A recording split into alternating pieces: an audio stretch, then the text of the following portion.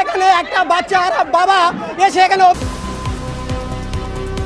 বছর দশেকের নাবালিকা টিউশন পড়ে বাড়ি ফিরছিলেন, তাকে যৌন নির্যাতন করে খুন করেছে অভিযোগ আসছে কুলতলি জয়নগর এলাকা থেকে। দুর্ভাগ্যের বিষয় আমাদের, যখন তিলোত্তমাকে নিয়ে সারা রাজ্য নয় সারা দেশ কাজ, সেই সময় রাজ্যে ধরনের ঘটনা ঘটে যায়।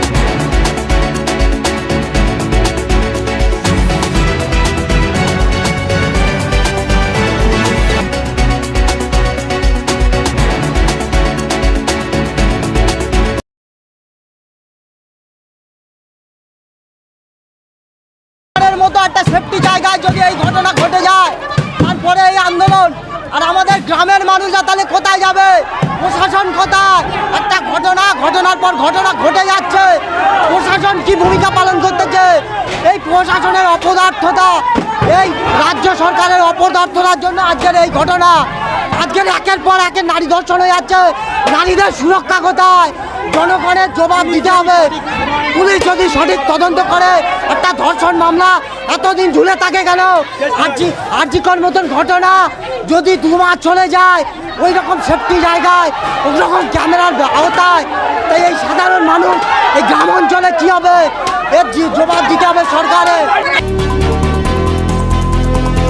ব্যাপারটা হচ্ছে, রাজ্য সরকার তিলোত্তমার পক্ষ না নিয়ে সরকারি এক প্রকারই ধর্ষক খুনিদেরকে বাঁচানোর জন্য যেভাবে ডজন ডজন উকিল সুপ্রিম কোর্টে অ্যাপয়েন্ট করছে, ফলে যাদের মধ্যে এই পশুবৃত্তিগুলো আছে আরো বৃদ্ধি পাচ্ছে। কোনোভাবে তাদের কাছে এই মেসেজটা যাচ্ছে যে খুনি ধর্ষকদেরকে রাজ্য সরকার আড়াল করছে বা বাঁচিয়ে নেবে, ফলে আমাদের এই দুর্দিন দেখতে হচ্ছে। আমি সরকারকে ধিক্কার নিন্দা জানাচ্ছি। তিনি ল অ্যান্ড অর্ডার সিচুয়েশন যে ক্রিয়েট হচ্ছে বা এই ধরনের ঘটনা ঘটছে, এটাকে রোধ করতে ব্যর্থ হয়েছে। যখন তিলোত্তমা ঘটনার পরে পুলিশের নিষ্ক্রিয়তা নিয়ে, পুলিশের ভূমিকা নিয়ে যখন প্রশ্ন উঠেছিল, তখন রাজ্য সরকারের, রাজ্য প্রশাসনের প্রতি একটা দৃষ্টি নিক্ষেপ করা দরকার ছিল, সংস্কারের দরকার ছিল। কিন্তু দুর্ভাগ্যের বিষয়, এই কুলতলি জয়নগরে যে ঘটনা ঘটেছে, পরিবারের অভিযোগ, যথাসময়ে অভিযোগ জানানোর পরেও পুলিশ নিষ্ক্রিয় ছিল, পুলিশ গড়িমাসি করেছে। পুলিশ যদি সক্রিয় থাকতো তাহলে আজ তো এই ঘটনা নাও ঘটতে পারতো। আমরা ভুলে যাচ্ছি না, যখন দলুয়া খাকিতে ওই ইনসিডেন্ট ঘটেছিল, বাড়িতে পুড়িয়ে আগুন লাগিয়ে দিয়েছিল একাধিক গাড়িতে, আমি তখন যেতে চাইছিলাম, তখন আমাদেরকে আটকানো হয়েছিল। রাস্তা পরিবর্তন করে অন্য রাস্তাতে গিয়েছি, পুলিশ প্রশাসন এসে আমাদেরকে আটকে দিয়েছে। পুলিশ সেই সময় যে সক্রিয়তা দেখিয়েছিল আমাদেরকে, এই আমার নাবালিকা বোনটার জন্য যদি, এই বছর দশেকের বোনটার জন্য যদি পুলিশ সক্রিয় হতো, তাহলে হয়তো এই দিন দেখতে হতো না। দুর্ভাগ্যের বিষয় যে পশ্চিমবাংলা সরকার এবং পশ্চিমবাংলা প্রশাসন ক্রমশ ফেল হচ্ছে, তারা আর দায়িত্ব নিতে পারছে না।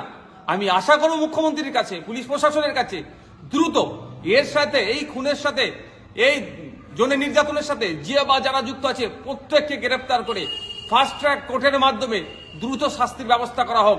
আর একটা অনুরোধ আমার মুখ্যমন্ত্রীর কাছে, এর যেন আপনি আবার রেড বেঁধে দেবেন না, লাভ অ্যাফেয়ার, ও প্রেগনেন্ট ছিল, ওর এটা ছিল, এই বলে যেন আবার আমার এই নাবালিকা বোনটাকে দেখে দেবেন না। এই অনুরোধটাও রইল মুখ্যমন্ত্রীর কাছে, যথাযথ বিচার হোক, তার ব্যবস্থা করুন।